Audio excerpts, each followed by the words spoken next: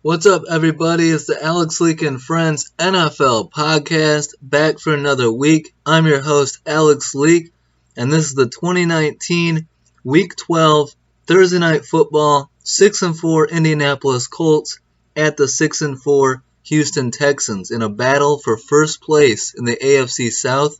The winner will have a one-game lead. The Colts won the first meeting between the Texans and Colts 30-23 in Indy.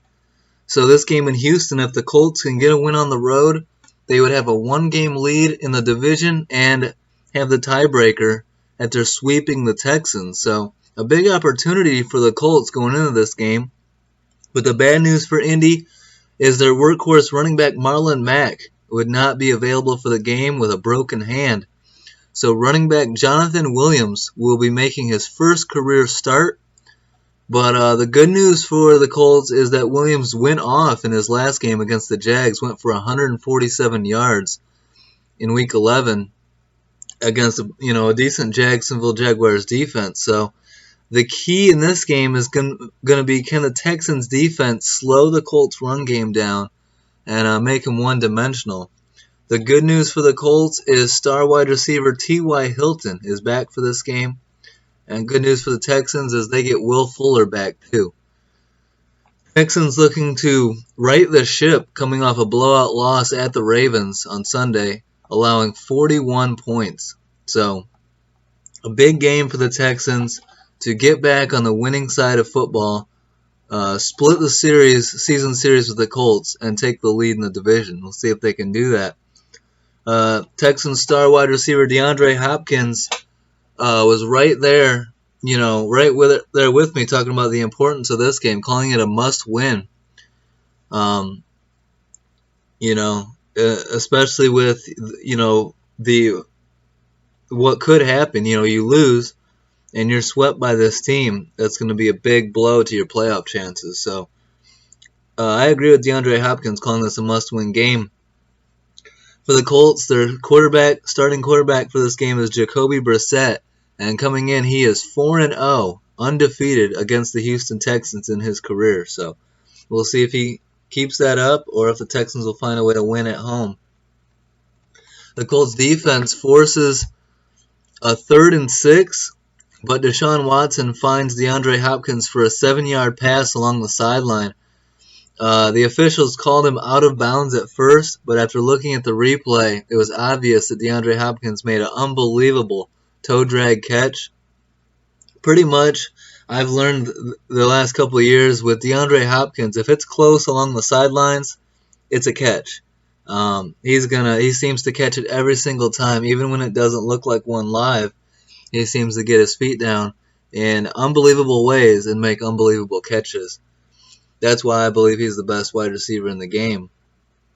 So, because of that catch, keeps the drive alive. A 35-yard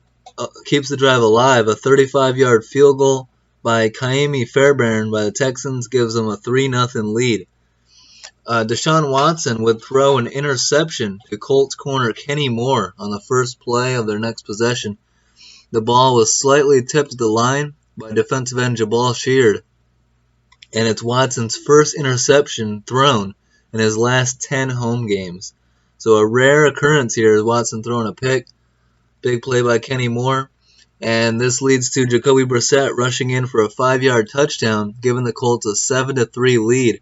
That's Brissett's 3rd rushing touchdown of the season, showing he's multi-dimensional. He can do it both. And the Colts take advantage of Watson's turnover, turning it into 7 points. That's what you have to do on turnovers. Turn it into points, and 7 is always better than 3.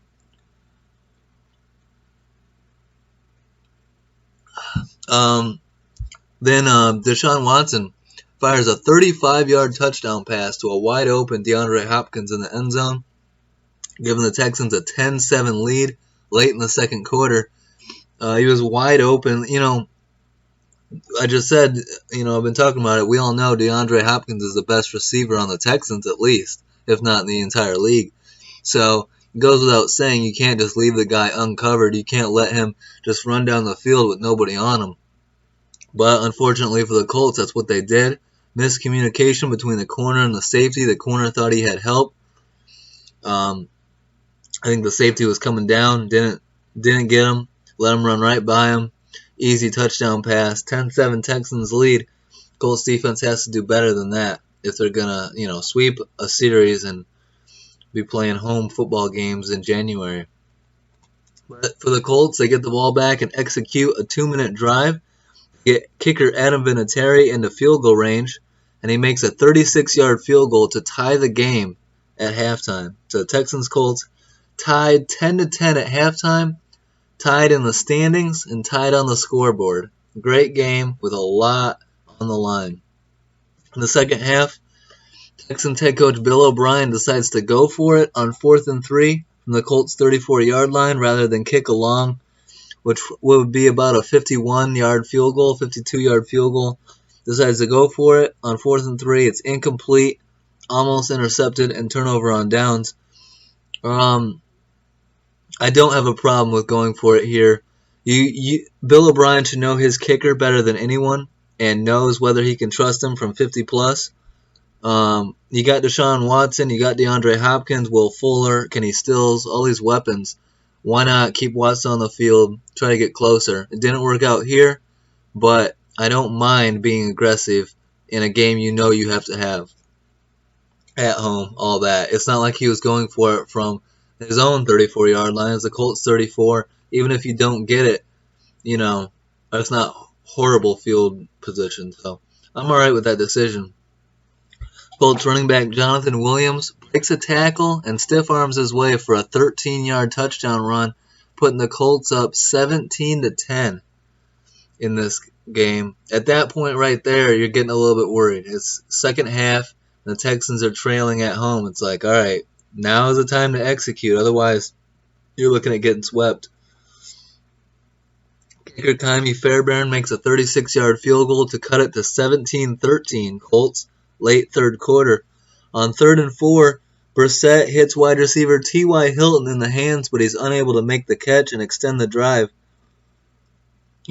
Star players have to make big plays to win football games, and T.Y. Hilton unable to do it here, despite his great history of playing against the Texans and in Houston. Unable to do it here in his first game back. Deshaun Watson and the Texans respond after that, and Watson fires a 30-yard touchdown pass to DeAndre Hopkins, his second touchdown of the game, and the Texans lead 20-17. Exactly what they needed. Put the pressure on Indy now. Another 3rd and 4 drop by T.Y. Hilton, who gets up looking for a flag, but none thrown. It's a good call. There wasn't pass interference on the play. And T.Y. Hilton would say after the game that he puts his game on him. I hate to be that guy, but that's exactly where I'm going. T.Y. Hilton is the best receiver on the team. Eric Ebron's the one with bad hands. It's not supposed to be T.Y. Hilton. He's supposed to have great hands, and you have to make these catches on 3rd down to keep drives alive to win football games.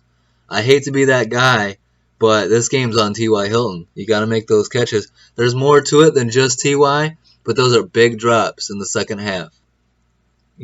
Say what you will, the quarterback can only do so much if his top receivers are dropping balls.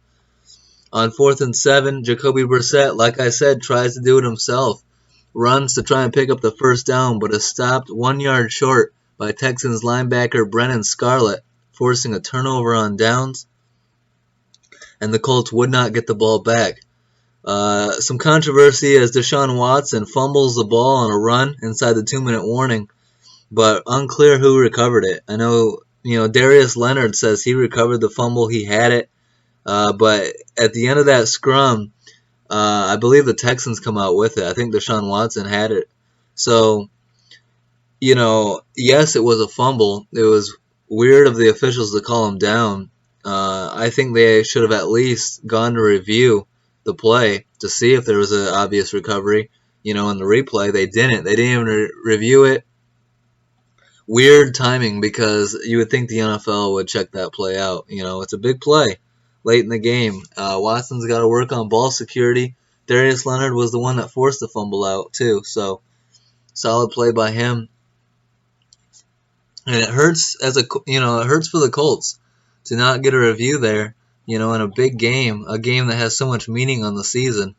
But now you're a game. Texans run out the clock. After that, no timeouts left. Defeat the Colts 20-17 at NRG Stadium. Colts, you can't dwell on that. You got to take the L. The Texans outplayed you. They did. They were at home.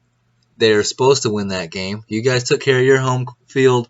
Texans taking care of theirs. Split the series as two very evenly matched teams, as you saw from this game and when they played the first time. So, hey, ideally, if you're the Colts, take care of business here on out, get to the playoffs as a wild card, or who knows, maybe the Texans will stumble and you still win the division. Either way, get into the playoffs, maybe you'll have a third chance to play this Texans team, and we'll see what happens there. Maybe T.Y. Hilton will catch those passes. Looking at the Texans stats, Deshaun Watson goes 19 of 30 for 298 yards, 2 touchdowns, and a pick. Running back Carlos Hyde, 16 carries for 67 yards. Will Fuller, 7 catches for 140 yards. Will Fuller, every time he plays, he's been hurt a lot, but every time he plays, Deshaun Watson goes to him a lot and goes to him downfield. Will Fuller is a home run hitter. Kenny Stills is, DeAndre Hopkins is. This is a home run hitting team with big play potential every time they drop back. And Will Fuller gets back from injury, goes almost 150 yards receiving. That's incredible. DeAndre Hopkins, 6 catches for 94 yards, 2 touchdowns. And it was a degree of difficulty on these catches too. The over the shoulder, the second touchdown catch that goes over his shoulder and he had to stretch out to catch. Great catch there. The other one was wide open, but that toe drag catch on third down, great catch there. Hopkins, reliable as hell, and in the biggest moments, he's making the biggest catches.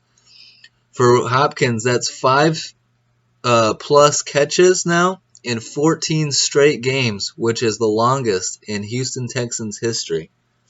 So he's rewriting the record books in Houston, even with guys like Andre Johnson there. The great Andre Johnson out of the U. One of my favorite players of all time. Kicker Kaimi Fairbairn goes 2 for 2 on field goals, 2 for 2 on extra points. So he's solid. Looking at the Colts stats, Jacoby Brissett combines for 149 yards, a touchdown, and no turnovers. Running back Jonathan Williams fills in nicely for the injured Marlon Mack. 26 carries for 104 yards and a touchdown. And veteran kicker Adam Vinatieri, 1 of 1 on field goals, 2 of 2 on extra points. So, like I said, a huge win for the Texans, who set themselves up, gained some momentum. They needed this win, and if they can find a way, their next game is huge. Sunday Night Football at home, the 7-4 Texans host the 10-1 Patriots. Big time game, a lot on the line. A big opportunity for the Texans to get a statement win here and try and, pull away even more in the division. So I'll be watching that game for sure. Sunday Night Football, prime time, Patriots-Texans. I'm going to say it right now. I got the Texans winning and handing the Patriots their second loss of the year. Book it. Deshaun Watson, DeAndre Hopkins going up against the best defense in football. I'm taking Deshaun Watson. Titans at Colts. The 6-5 Titans at the 6-5 Colts at Lucas Oil Field. Home game for the Colts. This one's tough because the Titans, Derrick Henry's a load. He's tough to tackle. The Titans are playing better. The Colts, no Marlon Mack. But all that being said, I'm taking the Colts at home against the Titans in a big division game. I think, at the beginning of the year, I had the Colts finishing better than the Titans. And Ryan Tannehill has provided a little bit of a spark there in Tennessee. But if you're asking me, looking at the two rosters, looking at the two teams, who to pick in this game, I'm taking the Colts, taking the home team. I think it's a very evenly matched game, and home field oftentimes provides just that little bit extra to get the win. So, Colts need to get back in the winning ways. Don't want to fall to 500. Want to get to 7-5 at home against the Titans. I'm taking the Colts in that one. Patriots have been the best team in the NFL all season long at 10-1. Going to NRG Stadium to take on the Texans. Book it. Write it down right now. I got the Texans over the Patriots on Sunday Night Football. Thanks, guys. Hope you enjoyed the episode. Don't forget to like, subscribe, and leave a comment. Check out, my videos that are up. I got a little clip with my interview with Bobby Bowden talking about Charlie Ward. I got last week's games, some stuff on the Bears and Trubisky and the NFC North.